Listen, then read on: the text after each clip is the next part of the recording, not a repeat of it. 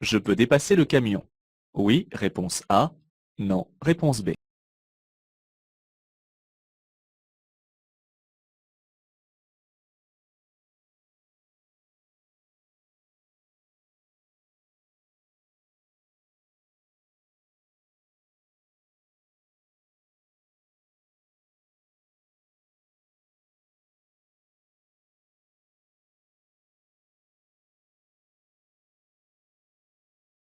Pour terminer cette manœuvre, il est possible de dépasser la limitation de vitesse de 10 km/h. Oui, réponse A. Non, réponse B.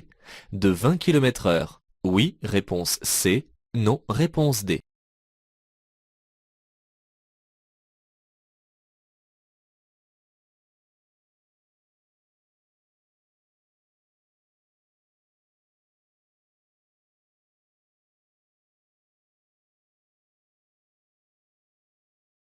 Aujourd'hui, ce panneau est à prendre en compte. Oui, réponse A.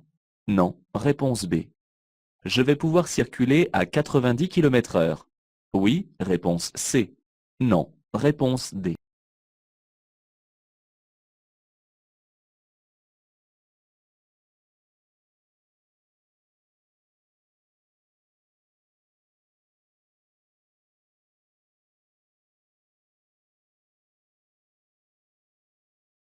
Sur cette chaussée, ma vitesse est limitée à 80 km/h. Réponse A. À 90 km/h. Réponse B. À 110 km/h.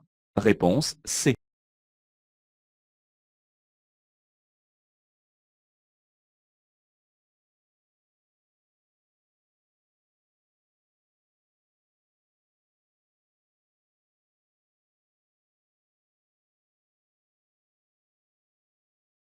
Je peux encore tourner à gauche.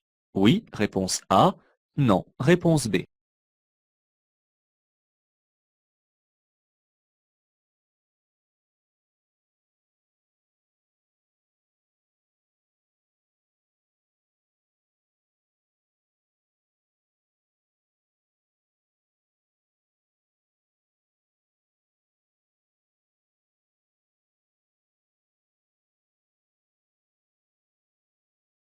Pour tourner à droite, je peux mordre sur la ligne verte. Oui, réponse A. Non, réponse B.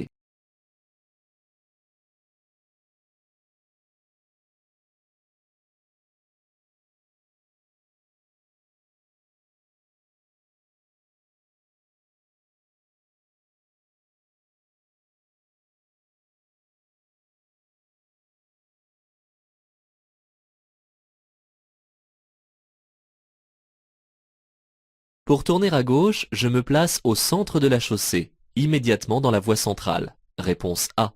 Au niveau du véhicule gris au loin. Réponse B.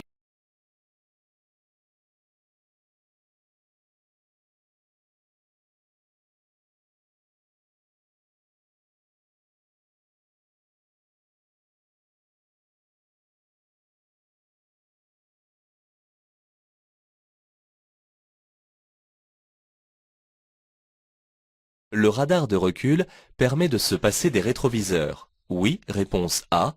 Non, réponse B.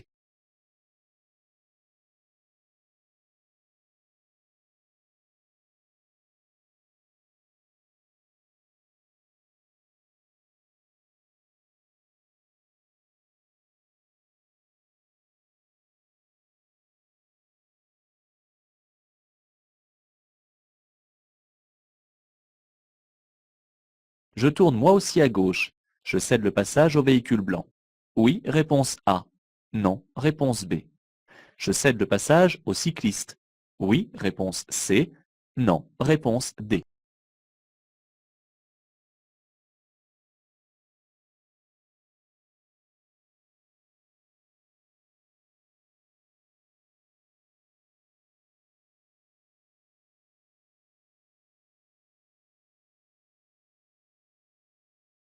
Ce panneau triangulaire annonce toujours qu'on doit céder le passage. Oui, réponse A. Non, réponse B.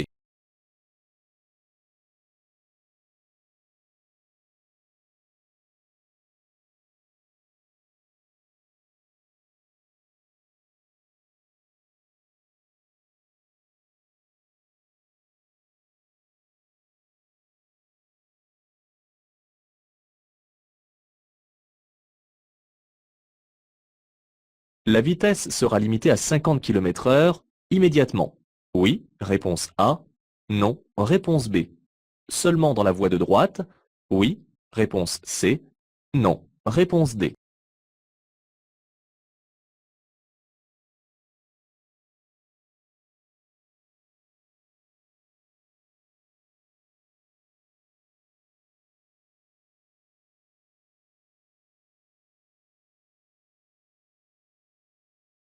Le panneau bleu indique le début de l'interdiction de s'arrêter et de stationner. Oui, réponse A. Non, réponse B.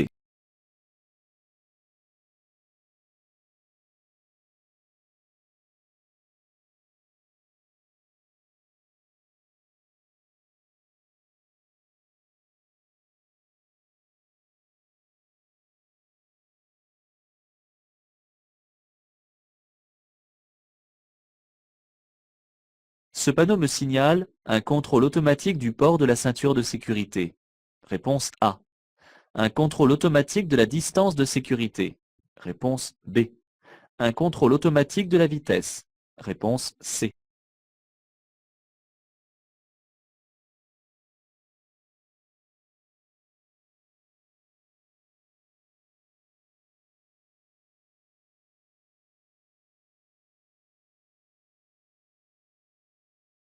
Le panneau bleu ne concerne que les véhicules de transport de marchandises. Oui, réponse A. Non, réponse B.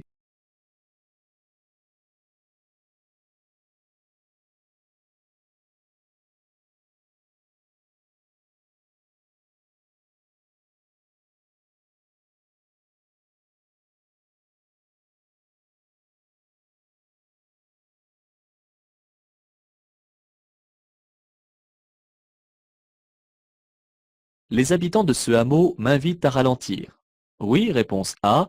Non, réponse B.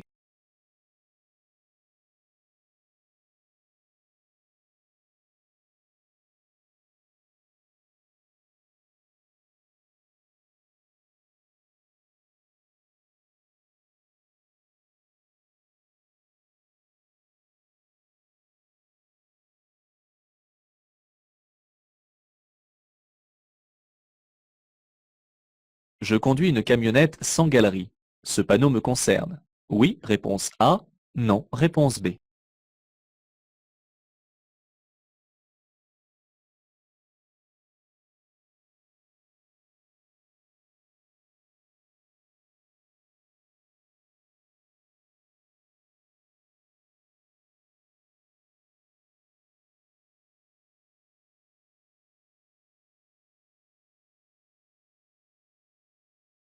Je vais rencontrer un feu tricolore à 300 mètres. Réponse A.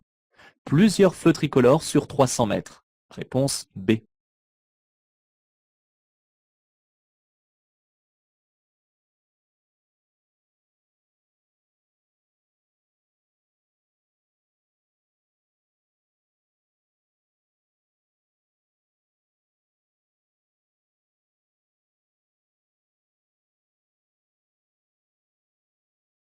Par rapport au passage à niveau, l'intersection se situe avant. Réponse A.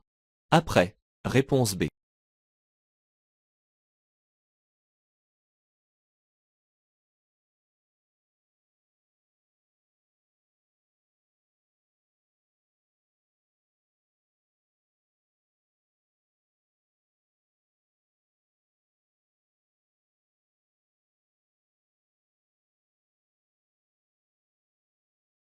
Le long du trottoir, à droite, je peux m'arrêter avant le panneau? Oui, réponse A. Non, réponse B. Après le panneau? Oui, réponse C. Non, réponse D.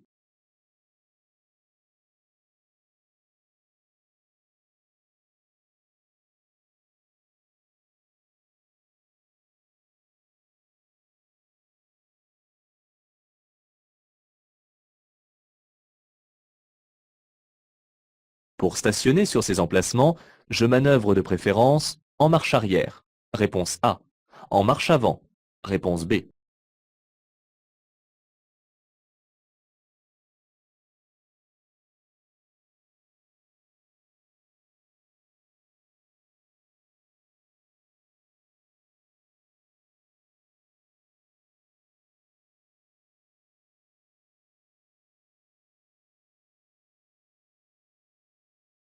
Je peux aller stationner sur l'accotement à droite. Oui, réponse A. Non, réponse B.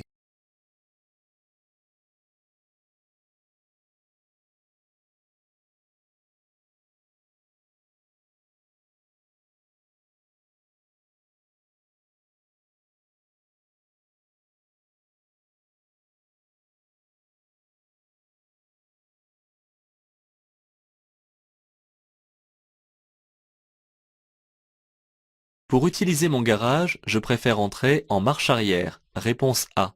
En marche avant. Réponse B.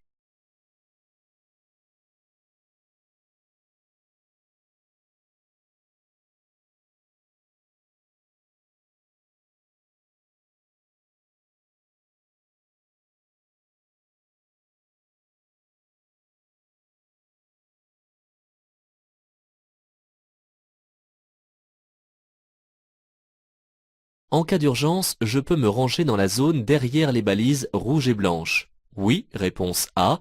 Non, réponse B.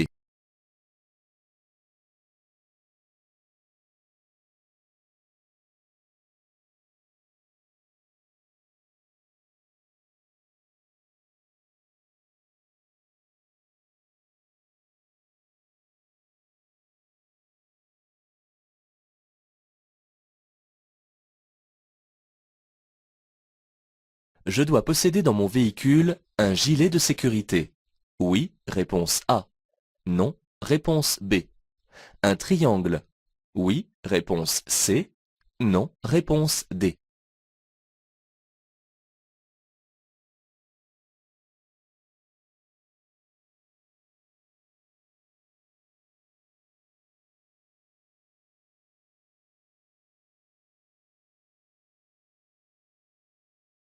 Mon coffre est plein. Je peux mettre des vêtements sur la plage arrière. Oui, réponse A. Non, réponse B.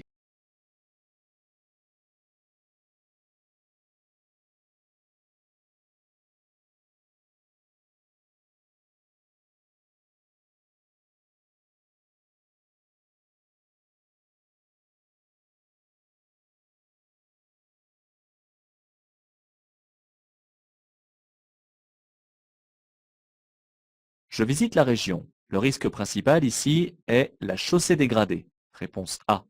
Le rétrécissement de la chaussée. Réponse B. Me laisser distraire par la beauté du paysage. Réponse C.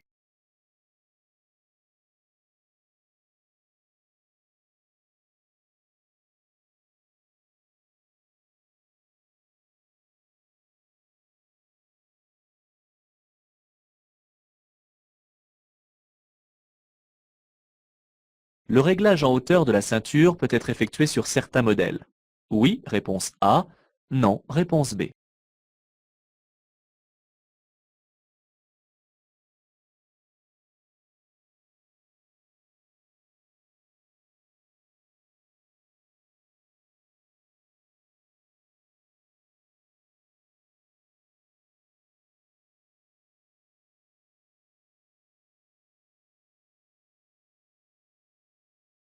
Dans ce tunnel, j'allume les feux de croisement. Oui, réponse A. Non, réponse B. J'augmente la distance de sécurité. Oui, réponse C. Non, réponse D.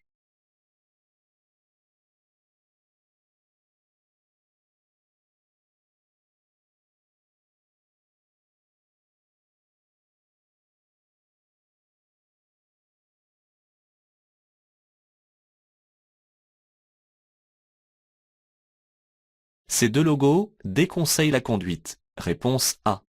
Interdisent la conduite. Réponse B.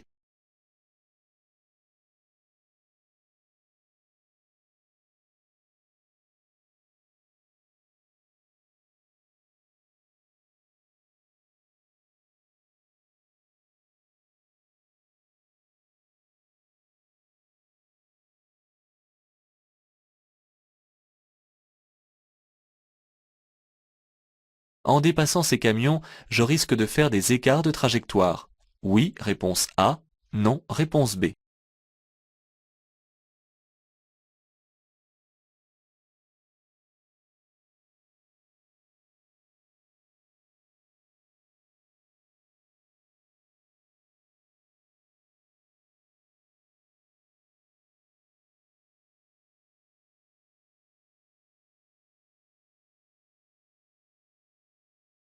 Dans un tunnel à péage, je dois déclarer si mon véhicule fonctionne au GPL.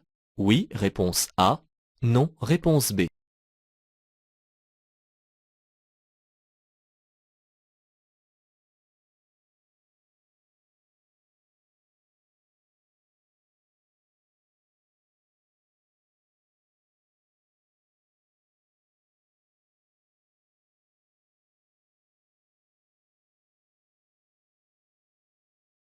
Je dépasse. Je reste où je suis. Réponse A. Je commence à me rabattre. Réponse B.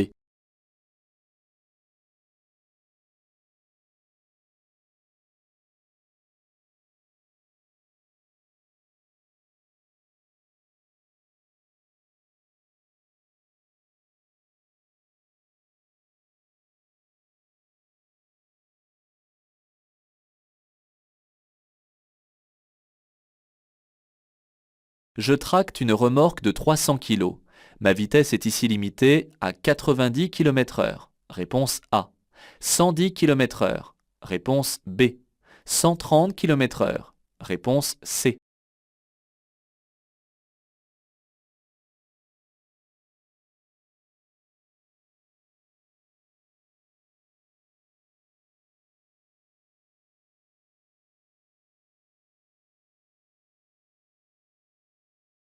La vitesse est limitée au niveau des feux seulement. Réponse A. À partir du panneau. Réponse B.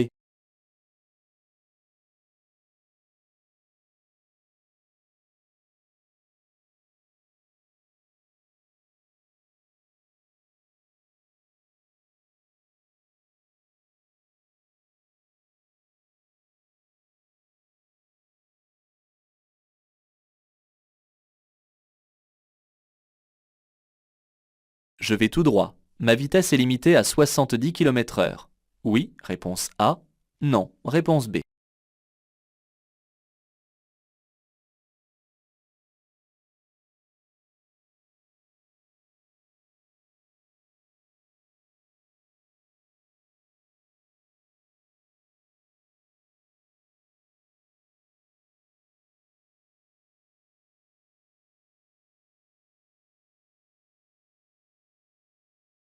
Il n'y a pas de bus derrière moi. Je peux m'arrêter ici pour répondre à un appel téléphonique. Oui, réponse A. Non, réponse B.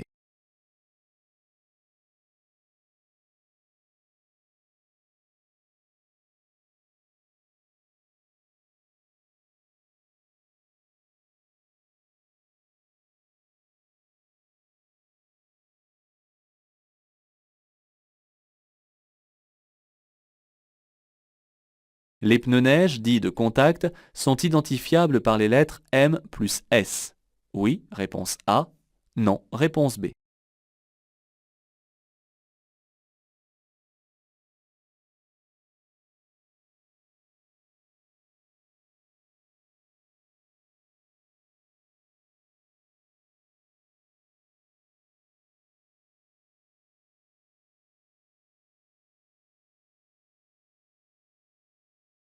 En continuant tout droit, je risque une perte sur mon permis de conduire de 1 point. Réponse A. 2 points. Réponse B. 3 points. Réponse C. 4 points. Réponse D.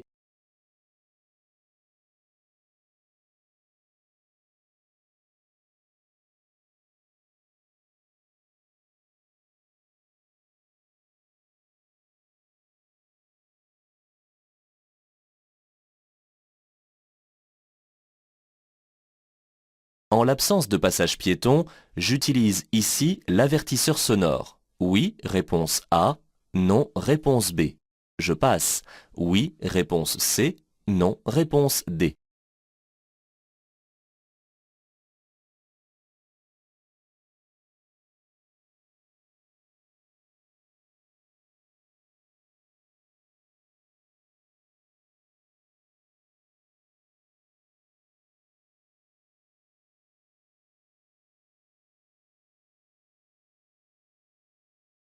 L'ESP, contrôle électronique de stabilité, permet de limiter la vitesse. Réponse A. De contrôler la trajectoire. Réponse B. De réduire les risques de dérapage. Réponse C. De diminuer les distances de freinage. Réponse D.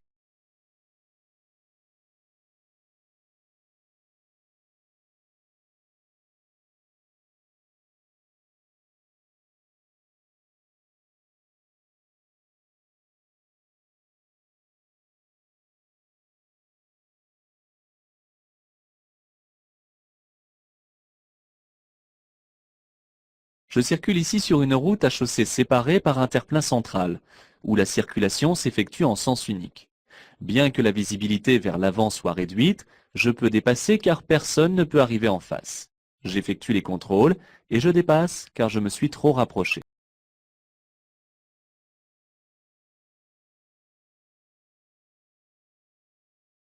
Un dépassement se prépare et doit être exécuté en toute sécurité. De ce fait, une limitation de vitesse ne peut pas être dépassée, même pour terminer la manœuvre. Je reste donc à la vitesse maximale sans appuyer plus sur l'accélérateur.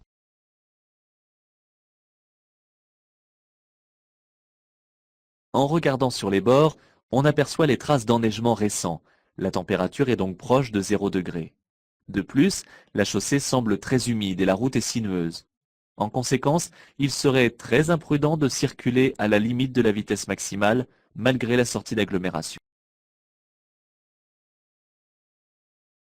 Ici, je circule sur une chaussée comportant 4 voies, sans terre-plein de séparation des sens de circulation. Du fait que cette chaussée n'est pas séparée par un terre-plein central, ma vitesse est donc limitée à 90 km/h. En regardant dans le rétroviseur, on remarque qu'il est trop tard pour tourner à gauche. En effet, j'aurais dû me placer dès le début de la voie de stockage afin de ne pas gêner les usagers qui suivent. Cette voie, à droite, délimitée par une ligne verte, est seulement conseillée pour les 2 roues et non pas réservée. Il est ici difficile de ne pas mordre cette ligne, car ma voie est relativement étroite. Je fais seulement très attention aux cyclistes qui pourraient y circuler. En regardant mieux le marquage au sol de la voie de stockage, voie centrale immédiate, on peut remarquer que les flèches concernent l'autre sens de circulation pour se diriger vers l'autoroute. Je ne peux pas m'y placer pour tourner à gauche. Je vais devoir aller jusque derrière le véhicule gris avant de me placer au milieu de la rue.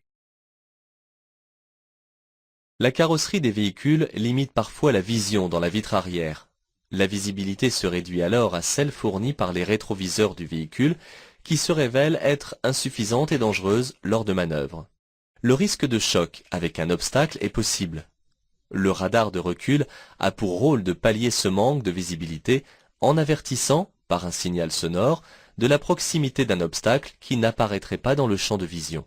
Mais cet accessoire de sécurité active n'enlève en rien la nécessité d'utiliser au maximum les rétroviseurs ainsi que la vision directe. Bien qu'on ne puisse voir le marquage au sol, nous sommes ici placés pour nous croiser à l'indonésienne. Nous ne sommes donc pas en situation d'avoir à nous céder le passage. Cette possibilité ne doit cependant pas me faire oublier le cycliste en sens inverse que je dois laisser passer. Il existe 2 types de ronds-points. Le premier type, très ancien mais encore en usage, ne possède pas de panneau spécifique. Les usagers circulant sur l'anneau cèdent le passage à ceux qui entrent. Le deuxième type, plus fréquent aujourd'hui, possède ce panneau. Les usagers qui entrent sur l'anneau doivent alors toujours céder le passage.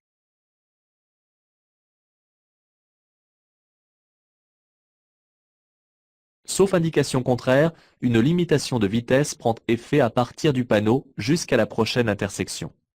La voie de droite est réservée à ceux qui s'insèrent depuis l'intersection visible dans le rétroviseur, mais la limitation s'adresse à tous afin d'aborder les feux de manière sereine.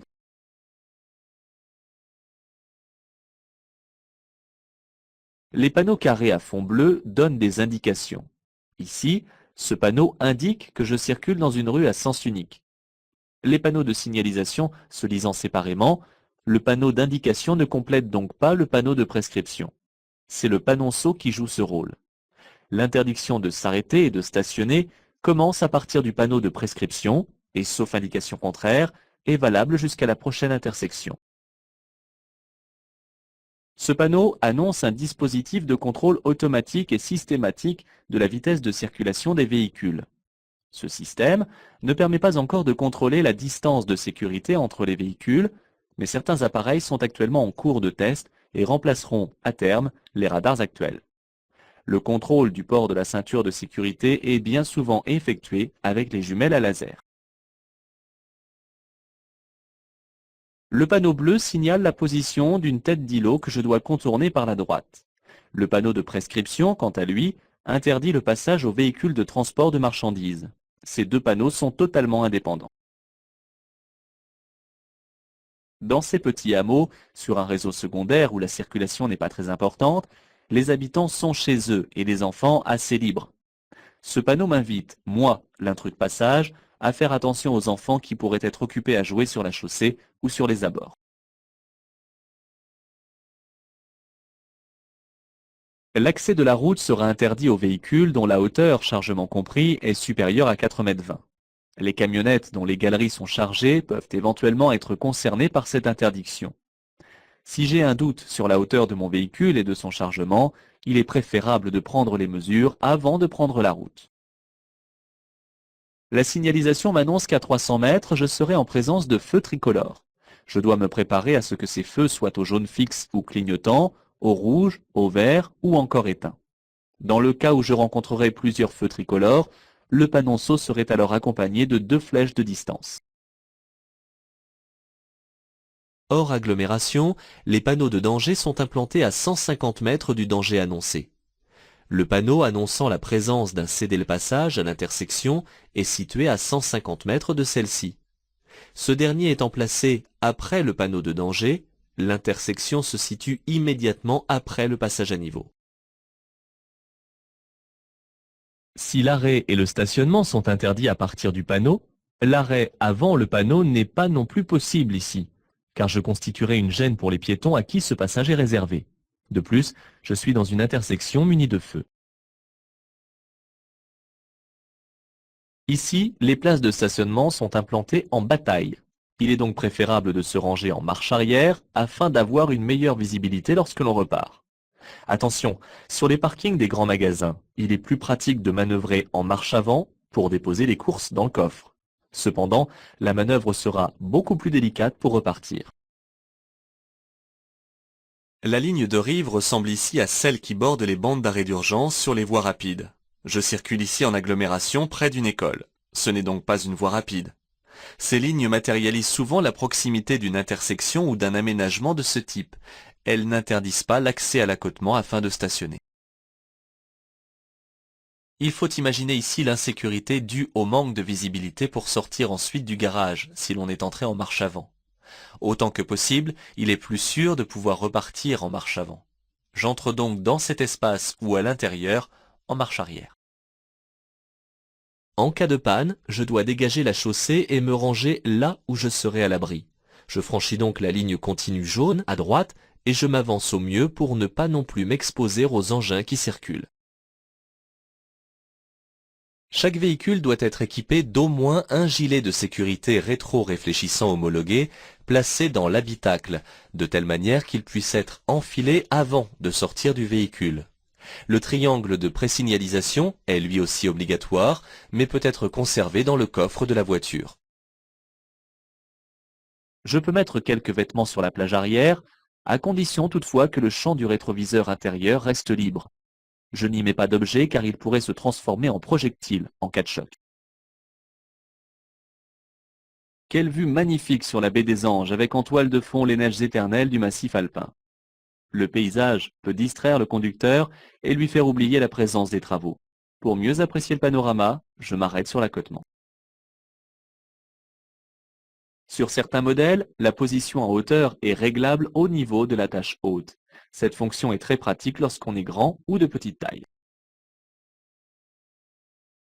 Le tunnel est un passage souterrain dans lequel la luminosité s'assombrit. Il est donc nécessaire d'être vu en allumant les feux de croisement. De plus, la signalisation m'indique que je dois dès maintenant ralentir et respecter une distance de sécurité minimale de 70 mètres. Cette interdistance est plus grande qu'à l'extérieur. Certains médicaments ne sont pas compatibles avec la conduite. Ils sont alors signalés par un logo de ce type. Le jaune déconseille la conduite et l'orange requiert même l'avis d'un professionnel de santé. Le rouge, quant à lui, interdit catégoriquement la conduite jusqu'à autorisation par le médecin. Lorsque je dépasse un poids lourd, mon véhicule est aspiré par un trou d'air puis repoussé par les turbulences. Je vais ici les subir à 3 reprises. Je dois donc veiller à maintenir mon volant correctement pour corriger en souplesse les déviations de ma trajectoire. En cas d'incendie dans un tunnel, les pompiers doivent être informés sur la nature du carburant dans les réservoirs des véhicules. Le GPL étant particulièrement explosif, je dois le déclarer afin qu'une éventuelle intervention soit ciblée. Un coup d'œil dans le rétroviseur m'informe que je n'ai pas encore fini de dépasser, sinon je verrai l'usager apparaître. Je maintiens donc pour l'instant ma place dans cette voie. Dans certaines descentes dangereuses, il est mis en place une limitation de vitesse pour certains types de véhicules. Ici, la vitesse est limitée pour les véhicules tractant une remorque ou une caravane de plus de 250 kg. Tractant une remorque de 300 kg, je suis concerné par cette limitation de vitesse. Je stabilise donc ma vitesse à 90 km/h. Une interdiction commence toujours à hauteur du panneau et se termine après la prochaine intersection. Si l'interdiction se prolonge, un autre panneau sera alors implanté. Ici, je dois réduire ma vitesse à 50 km/h pour être en mesure d'aborder en toute sécurité le feu qui est implanté à 150 mètres. La flèche orientée vers la droite en dessous du panneau de limitation de vitesse indique que la vitesse est limitée sur la voie de décélération à droite. Si je continue tout droit, je ne suis pas concerné par cette signalisation. Je dois prendre l'habitude de couper le téléphone lorsque je conduis. C'est le meilleur moyen de ne pas être sollicité et de risquer d'être en infraction. Il est interdit de s'arrêter ou de stationner sur un arrêt de bus signalé comme tel. Les pneus neige, dits de contact, sont identifiables par les lettres M plus S, inscrites sur le flanc du pneu. Un M pour mud et S pour snow, qui signifie respectivement boue et neige en anglais. Je ne peux pas circuler en sens interdit. Si je ne respecte pas cette règle, je risque une amende de 4e classe, une suspension de mon permis de conduire ainsi qu'une perte de 4 points. Ces piétons sur la chaussée souhaitent traverser et n'attendent que ma bonne volonté pour le faire. Certes, ils n'utilisent pas de passage piéton, mais il n'y en a visiblement pas à proximité. Ces personnes âgées doivent être protégées dans leurs manœuvres. Je ne peux donc pas ici utiliser l'avertisseur sonore au risque de les effrayer. Je m'arrête et les laisse traverser, d'autant qu'il n'y a aucune circulation en sens inverse et que le véhicule derrière est à bonne distance. L'ESP pour Electronic Stability Program ou électrostabilisateur programmé est un équipement de sécurité active destiné à améliorer le contrôle de trajectoire d'un véhicule automobile. L'ESP permet de corriger la trajectoire en agissant sur le système de freinage et sur le couple moteur. Ce système de sécurité se compose de multiples capteurs situés dans les 4 roues du véhicule qui contrôlent la trajectoire 25 fois par seconde. En cas de dérapage, ce système est capable, grâce à une unité centrale, d'agir sur chaque roue indépendamment et ainsi d'opérer un dosage du freinage roue par roue, voire d'accélérer une roue. Ce système ne réduit ni la vitesse ni la distance de freinage.